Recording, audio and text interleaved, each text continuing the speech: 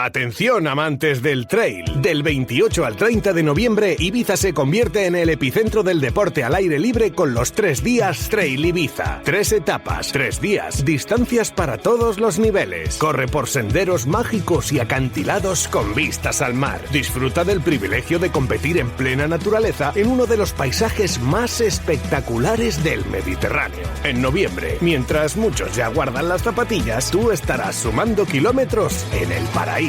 Inscríbete ya en 3diastrailibiza.com.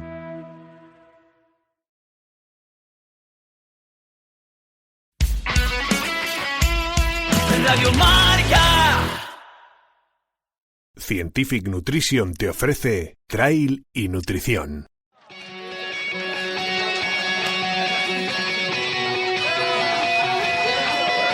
Yeah, here we go for the 100th time. Hand grenade pins in every line. Throw them up and let something shine. Going out of my fucking mind. Filthy mouth, no excuse. Find a new place to hang this noose. String me up from atop these roofs. Tie it tight so I won't get loose. Truth is you can stop and stare. Let myself out and no one cares. Dug a trench out, lay down there with a shovel up out of reach somewhere. Yeah, someone pour it in.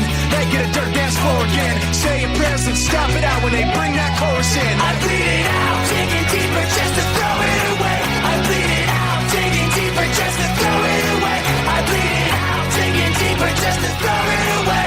Just to throw it away, just to throw it away. I bleed it out. Fernando García Oliveri, ¿qué tal? Muy buenas. Buenas tardes. Ahora sí te se escucha como Sí, ahora sí. como un cañón, como ahora eres. sí. Que, bueno, te iba a preguntar de nutrición. Hemos tenido una charla ahora, te la recomiendo, con Luis Alberto Rodríguez, entrevista a Isabel Poletti, directora de UTMB, y Andrés García de Grupo Marca también analizando el reto de Kilian. Y te voy a hacer una pregunta así, sin haberte dicho absolutamente nada. Anda, mira. De esas de miedo. ¿Prefieres a Kilian Jornet compitiendo o haciendo retos por la montaña? Compitiendo. Vale. Bien. Luis Alberto ha limado bien, como bien Liz le ha dicho, bueno, aquí es que se llenan los cines cuando hacen sus películas y tal, tienen que doblar sesión y tal, y Andrés y yo hemos dicho directamente a nosotros que se ponga el dorsal. Eso es que es lo que nos gusta, ¿no? Que se pueda el que pueda luchar contra otros, ¿no? Por la victoria, no victoria. Va a haber críticas, seguro, porque morbo, habrá algún oyente, algún usuario de YouTube que a lo mejor caiga algún paracaidista y que diga, ¡ay, ya estáis criticando! No, criticando no, que es lo que nos gusta a nosotros. Sí, me gusta ver competir a... Sí, normalmente a los deportistas. A la gente que es deportista y le gusta competir, pues te gusta ver otras competiciones, ¿no? Es verdad que lo que él realiza de otra manera también es una manera de competir, pero es verdad que a lo que estamos acostumbrados nosotros es con otros seres humanos, ¿no? Te han dejado muchísimas preguntas, nutrición y trail, te han mandado... Sí. Es para que luego no nos liemos con todo el tiempo. Luego me dices que no nos da tiempo a todo. Empezamos, ¿por qué me has dicho que querías empezar? Pues si quieres empezar por las de Strava, a ver, que teníamos por ahí 4 preguntas. Lo que creo que es que hay una que no va para mí, pero... A ver, la del respecto al consumo de obtención. Esta de Geloyo Free Sporter, que además siempre deja preguntas, es además uno de los ganadores de, creo que fue de ASICS del juego del calamar. Por cierto, noticia, el juego ASICS del calamar, estás atentos a octubre. Va a empezar ya, ¿no? Sí, va a empezar aquí. A ver si está ya es ganas. Respecto al consumo de obtención de energía para la carrera de los depósitos de grasa corporales, si se está intentando ir fino de kilos, ¿en qué parte del cuerpo es mejor tener esa acumulación de grasa extra? Vale, a ver, aquí lo primero que hay que decir es que el cuerpo, tú a la hora de acumular grasa corporal, lo primero es que hay una predisposición genética como hombres, que nosotros la acumulamos mucho más en la zona del abdomen, ¿no? Abdominal, en la zona del tronco, por decirlo de alguna manera, y luego en las mujeres mucho más en la zona glutofemoral, ¿vale? A partir de ahí, cuando tú tomas el exceso de energía y el cuerpo empieza a acumular grasa corporal, no la acumula en una zona específica que tú quieras o por el tipo de grasa que tú estás consumiendo, ¿vale? Al igual que a la hora de consumirla pasa igual. O sea, tú por estar haciendo un déficit energético, tu cuerpo no va a tirar más de una zona que de otra, ¿vale? A partir de ahí es verdad que los deportistas, a medida que vamos entrenando, acumulamos pequeños triglicéridos intramusculares, que eso nos ayuda a tener una energía un poquito más rápida cerca de las mitocondrias, de las células musculares, ¿no? Entonces es una adaptación propia del entrenamiento. Pero más allá de eso, no es que tengamos que tener más grasa en un sitio u en otro, respondiendo a la pregunta que está haciendo. Le doy una vuelta a la pregunta. Es decir, es que muchas veces en la cultura popular habla de no tomar grasas, ¿no? Sí, pero eso es independiente, el de tomar grasas, con el hecho de que tú consumas grasas como fuente energética. ¿Vale? La grasa también tiene otra serie de funciones dentro del organismo. ¿Y qué es lo que pasa? Que cuando tú tienes un exceso energético, la mejor forma más eficiente de poder acumular ese exceso energético es en forma química de grasa, ¿vale? De triglicéridos, de ácidos grasos. Pero no es que tengamos que consumir grasa para poder acumularla o al revés. Bueno, hablábamos de los lípidos en este caso, Sí. precisamente con la última participación de Kilian Jornet en el Ultratrail de Mont Blanc, que luego lo reflejamos, si os acordáis, estuvimos hablando con su fisiólogo que había, en teoría, tirado de las grasas, ¿no? Que había hecho más de una dieta de carbohidratos, había sido más lipídica. Por lo que yo vi, que había consumido más durante la competición, es que al principio de la carrera sí que llevaba un equilibrio más entre el consumo de lípidos y carbohidratos, y luego a medida que avanzaba más la carrera creo que tiraba más de carbohidratos. Pero es diferente respecto a lo que está preguntando esta persona. O sea, yo lo que entiendo de esta pregunta es el hecho de que es necesario tener la grasa acumulada en un sitio específico para poder rendir más. Y la respuesta es que el cuerpo utiliza la grasa de forma genérica, exceptuando que es verdad que cuando eres deportista hay triglicéridos intramusculares que se depositan justamente ahí. Es una adaptación, entiendo. Es una adaptación propia del entrenamiento. Fisiológica. Vale. Te preguntaba, creo que no es esta la que dices tú que no tiene que ver. No, es José la- Santacane sí. te dice: tengo una rotura del tendón del isquio en su inserción con el glúteo, 8 milímetros. Pues, coño, pues es grande, ¿eh? Sí. Estoy tomando en ayunas láminas de gelatina neutra, 10 gramos. ¿Cuál es tu opinión para regenerar? Gracias. Vale. 8 milímetros es la leche, ¿no? Es grande, sí. La tiene grande. La tiene. La tiene grande. Sí, no, es que no te has dado cuenta. No sé, tengo que... No, ese no es. Esta te va a dar, ¿eh? Sí, esta te la voy a cortar, esta te la pongo para ya, Instagram, sí. ¿eh? Joder. Vale, a ver, normalmente José, nos has dado highlight. sí que está relacionado, bueno, o siempre se ha relacionado mucho el consumo de colágeno, ¿no? En este caso en forma de gelatina para el tema de los tendones, ¿no? ¿Por qué? Porque los tendones están compuestos fundamentalmente de colágeno.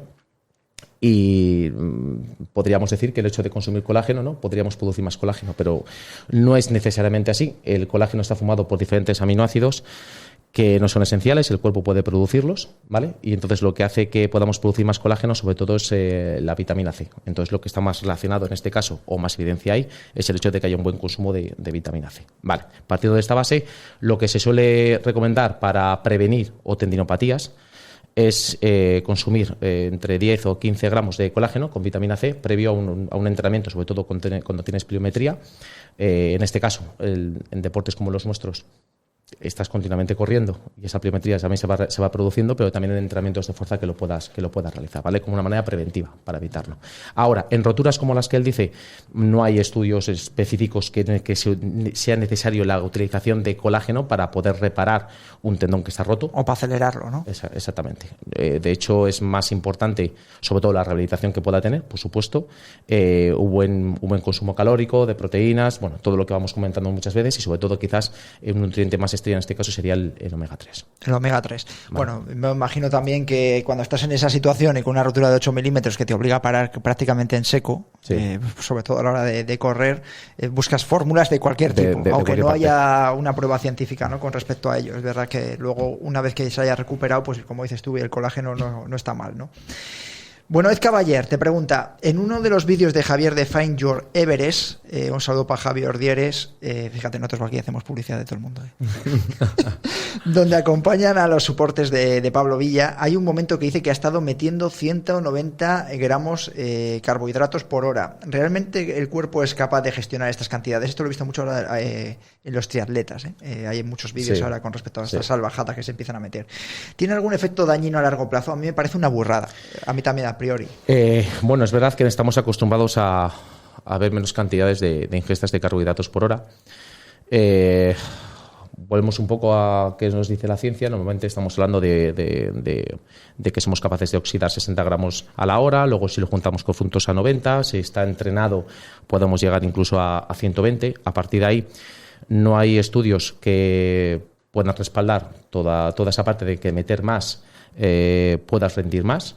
Y luego otra cosa es la diferencia entre lo que tú ingieres y lo que tú eres capaz de oxidar. Una cosa es que tú puedas meter 190 gramos y a lo mejor es que tengas capacidad de poder absorberlos, ¿no? De oxidarlos como tal, ¿no? Que los deportistas de élite a lo mejor tienen cierta predisposición, que sí que se ha visto. Adaptación.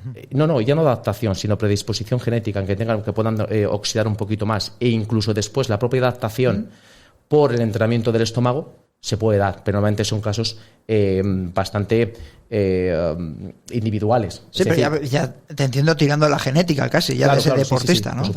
Por supuesto que puede haber una predisposición en que tenga una mejor oxidación de esos carbohidratos y luego la propia adaptación que tú vas produciendo como entrenamiento. Estamos hablando de que los deportistas de élite, este entrenamiento de estómago lo tendrán bastante limado y lo harán continuamente, de manera que su cuerpo cada vez oxidará más, ¿vale? Pero vuelvo a repetir, hay que diferenciar entre que podamos meter 120 gramos y luego seamos capaces de poder oxidarlos. Y eso, por supuesto, te lo tiene que dar la propia adaptación al entrenamiento que tú estás. ¿Y si no lo oxidas? Si no lo oxidas, pues es cuando puedes tener molestias gastrointestinales. Eso iba. ¿Sabes? Claro, que ese es dice, bueno, vale, yo siempre sabes que lo llevo a mi caso, decir, vale, voy a probar a ver si estoy bendecido por la genética y voy a meterme 140, 160 gramos. Digo, vale, total, que no va a pasar nada, pues bueno, si los oxido mejor y si no, pues nada. Vale, si no los oxidas, que sepas que te vas a enfrentar a un problema gastrointestinal que condiciona toda tu carrera y puedes tener que retirarte. Por esto siempre todo se recomienda, tanto con los carbohidratos, siempre todo se recomienda entrenarlo. Y sobre todo que haya un periodo adaptativo. Tú no puedes pasar, si tu objetivo es poder intentar llegar a oxidar 150 gramos de carbohidrato, no puedes pasar de 30 a 100 en 2 segundos. Oye, te hago una pregunta, porque normalmente casi todas las preguntas van relacionadas con los ultras, ¿no? Porque es decir, es al final donde tú pasas más horas corriendo, compitiendo y ingiriendo geles o todo tipo de productos o de nutrientes. ¿Qué pasa con las carreras por etapas? Es decir, ¿hay algún tipo de condicionante o estudio que dices, bueno, yo, imagínate, correo 30 un día, 40 otro, 30 el siguiente, es decir, la oxidación se acelera, no se desacelera, ¿puede haber algún tipo de condicionante el hecho de que has tenido que competir a un nivel muy alto el día anterior? Pero que se acelera, que se desacelera. Me refiero que todo este tipo de procesos que llevas a nivel fisiológico se ven condicionados por el hecho de que el día anterior has tenido que volver a hacerlos, que hay un cansancio. Por supuesto. Realmente tú date cuenta que normalmente el ejercicio provoca una inflamación en el músculo ya de por sí. Y el intestino deja ser también otro órgano que tenemos ahí que también se inflama con el propio ejercicio. Es decir, que puede haber, ya no hablaba de la musculatura, por supuesto que lo daba por sentado, pero digo que a nivel gastrointestinal, es decir, que tienes más riesgos el segundo y el tercer día que el primero, por ejemplo, ¿no? Estaba pensando en Ibiza. No. En los 3 días traer Ibiza. La otra ya me decías que es no, porque esta es para Rafa Ramos, que creo que viene 15 días, por cierto, el doctor Ramos, que está de vacaciones, no sé si está en Cuba, por cierto. Anda, está en Cuba. Sí, hay gente que se cuida mucho. Está mal. Pobrecillo, mucho trabajo. A ver, nos vamos directamente a las respuestas las preguntas que te han dejado en Instagram, ¿vale? Os insistimos que podéis siempre dejarle, independientemente de que anunciemos o no a Fer García Oliveri, podéis dejarle las preguntas a lo largo de todo el mes, porque al menos una vez al mes está aquí con el Centro Equilátera Fernando García Oliveri contestando vuestras preguntas relacionadas con nutrición y dietética, iba a decir yo también, ¿vale? Mi Fernández Redondo, ¿lactosa sí o no? En caso de que sea así, mejor yogur, leche semi entera, queso. Bueno, creo que el debate de la lactosa es tan simplemente como que si tienes una intolerancia es cuando debes de dejar de tomarlo. Es algo parecido con cuando tienes una sensibilidad al gluten o tienes una alergia al mismo. O sea, si no lo toleras, no lo tomas. Pero ya está. Eso es, vas al médico, te hacen la prueba del aire expirado y a partir de ahí, si se determina que es positivo, dejas de tomar lactosa o lácteos que tengan un nivel muy bajito de lactosa, porque es verdad que hay personas que puedan tolerar pequeñas cantidades de lactosa, ¿no? Más allá de eso, el hecho de que pueda influir, si yo creo que lo está preguntando con una connotación más de si hay que tomarlo o no por cuestiones de rendimiento, etcétera, yo no, aquí soy categórico, es que no, si puedes tolerarla, no hay ningún problema. ¿Vale? Y bueno, la fórmula luego la fórmula es verdad que los lácteos fermentados al final pues tienen esa parte de que son probióticos, ¿no? Entonces, bueno, pues te puede dar ese plus para mejorar la microbiota intestinal. Vale, sí, como hablábamos fue el kefir, ¿no? Lo que dijiste tú también. El kefir, el yogur. Vale. Te pregunta C. Saúl R. Si tomas creatina, la pregunta de la creatina, por supuesto, si tomas creatina normalmente, ¿hay que dejar de tomarla días antes de una competición? Depende de la dosis que estás tomando. La lógica nos dice que Son bueno, 20 gramos, ¿no? No, pero 20 Diario. gramos en la fase de carga, pero que eso se hacía ya antiguamente, ¿no? Ahora las dosis que se hacen son bastante pequeñas, son 0,1 gramos por kilogramo de peso corporal. Si estamos hablando de una persona de 70 kilos, son 7 gramos durante a lo mejor un mes, y a partir de ahí ya es solo una dosis de mantenimiento de 3-5 gramos, ¿vale? Lo que te hace claramente la creatina es que aumenta un poco el agua intracelular. Dependiendo de la persona, pues quizás pueda coger un poquito más de peso o no, pero no suele ser un peso realmente que te vaya a perjudicar, ¿vale? ¿Qué es lo que pasa? Que si muchas personas están tomando una fase de carga de esta, como tú has dicho, de 20 gramos, 15, etcétera, puede ser que sí que tengan una retención de líquidos bastante alta y tengan esa problemática antes de la competición. Pero la lógica nos dice que no hay evidencia a la hora de tener que retirar la creatina antes de una competición. De hecho, cuando tú haces una recarga de glucógeno antes de una competición, que normalmente todo el mundo suele realizarla en función del deporte y de la distancia que vas a hacer, claramente tú el día de la competición vas a pesar más, Vas a pesar 1,5 kilos, 2 kilos más. Y es simplemente agua y glucógeno. Y eso que te has metido el plato, claro, el plato de pasta del día antes por la noche, el arroz, etcétera. Y todo eso no te está penalizando a nivel de rendimiento, porque estamos hablando de que es agua y que glucógeno y que tú lo vas a estar consumiendo y gastando durante la competencia. Durante la carrera. La competencia. Has hablado para la gente que nos está escuchando, sudamericanos y centroamericanos, dicen la competencia. ¿Ah, sí? Bueno. Sí, es que estoy muy hecho a los entrenadores del Real Valladolid, tío, a la competencia. Cada vez que algo se me ha pegado. Algo se me ha quedado. Hablo de la competencia y digo, de la competición, ¿no? Y dices, sí, la competencia. Sí. Oye, por cierto, insisto en lo de la creatina. ¿Cuánto tiempo hay alguna evidencia científica de cuándo empieza a tener efecto la creatina? Es decir, porque que nadie se piense que te tomas un día la creatina y ya es... Claro. ¿Cuánto puede ser 3 semanas, un mes. Vale. ¿Sabes? Vale. Venga, vamos con la siguiente, que se me apaga el teléfono y no tengo la pregunta. Walter West. ¿Hidratos en tiradas largas, más de caminar que correr, de volumen, igual cantidad o no? Bueno, aquí ahí entran varios factores. Primero, si es el hecho propio de las necesidades que tú vas a tener en ese propio entrenamiento, la lógica nos dice que al ir en un entrenamiento en donde la intensidad es baja, sobre el 100% de lo que tú estás consumiendo como fuente energética, claramente posiblemente hay una proporcionalidad mucho mayor de lípidos que de glucógeno, ¿no? Por lo tanto, tus necesidades de tener que reponer ese glucógeno con hidratos de carbono exógenos pues son menores. No tienes por qué estar consumiendo grandes cantidades. Ahora, si al final tú eres una persona que también te estás entrenando de cara a la competición o competencia, también te interesa ese entrenamiento del estómago. ¿Y qué es lo que pasa? Que normalmente en las primeras fases de los entrenamientos de estómago siempre se realizan con entrenamientos más suaves para que poco a poco el estómago se vaya acostumbrando y vaya teniendo esa cantidad de comida, ¿no? Entonces, dependiendo de para qué lo quieres, si es únicamente por una cuestión de gasto energético, claramente las necesidades bajan bastante. Podríamos ir a 20-30 gramos de carbohidratos por hora y puede ser suficiente, dependiendo también del ritmo y qué umbral está esa persona, ¿no? Pero si hacemos eso, también lo que estamos haciendo es evitar ese entrenamiento de estómago de cara a la competición. Y luego en la competición, si vas a aumentar, vas a necesitar, por supuesto, algo más de carbohidrato y no lo has entrenado, estás jodido. Estás perdido. Oye, aquí una de las preguntas del millón, que yo me quedo con esta, de esta tirada que te han hecho de este mes de septiembre. México. Que se llama México, no que estemos hablando de México, que es una movida llamada Nomio, que veo tomar algunos élites. Sirve para todos. ¿Qué es esto de Nomio, tío? Yo flipo. Sí, a ver, salió, no sé hace cuánto ha salido, pero sí que es verdad que me lo han preguntado ya algunos deportistas. Bueno, pues es un shot. Lo tengo aquí los ingredientes, porque a ver. No me interesa. Es un shot que highlight. Que es 80% de extracto de brotes de brócoli, ¿vale? Un 15% de zumo de limón y un 5% azúcar, ¿vale? Lo que te dicen es que el ingrediente clave, que son los isotiocinatos, especialmente sulforazanos de los glucosinatos del brócoli, ¿vale? Fíjate cómo... Repítelo sin leerlo. Isotiocinatos, ¿vale? Especialmente los sulforazanos derivados de los glucosinatos del brócoli, ¿vale?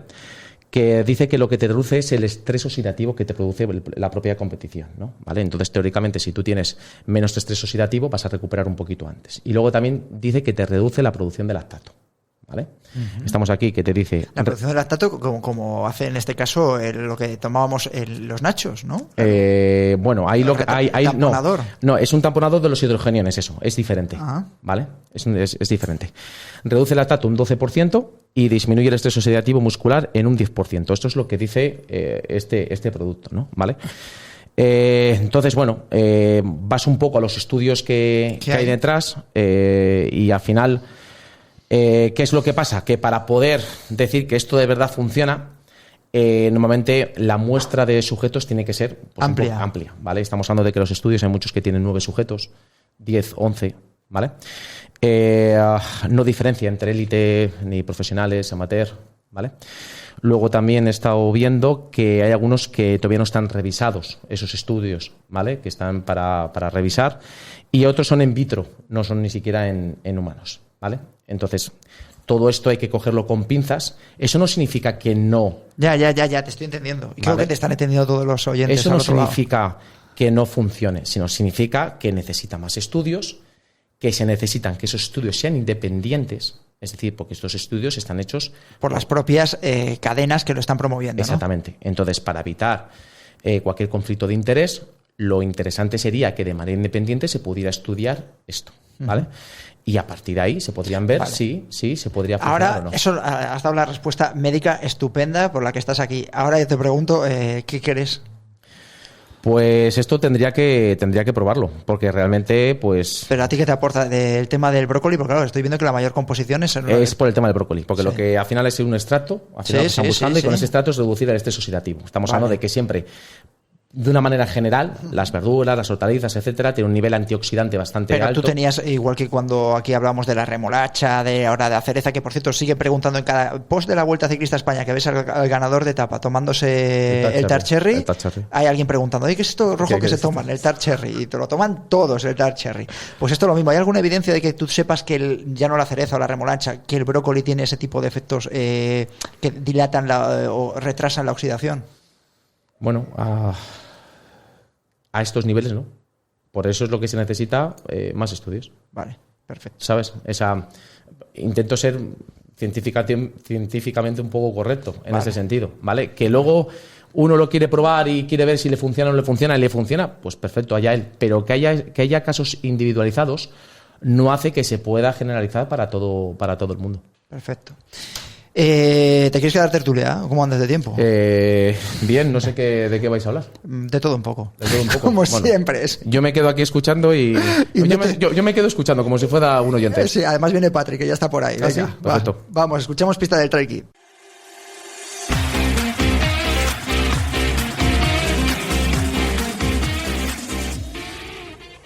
En Chamonix ya sé lo que es ganar en 3 distancias, incluso repetir.